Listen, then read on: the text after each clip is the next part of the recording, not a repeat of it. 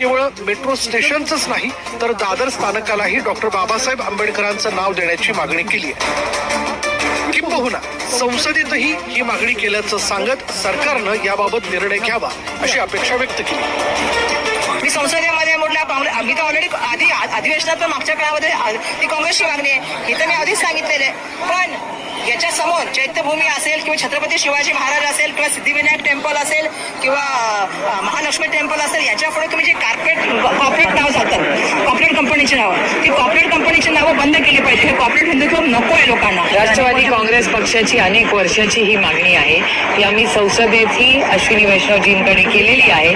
त्यामुळे हे सगळे आमचे जे सहकारी नेते आहेत प्रभारी हे सातत्याने त्यांनी मागणी ही केलेली आहे.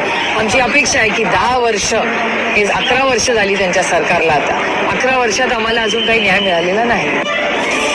डॉक्टर बाबासाहेब आंबेडकरांच्या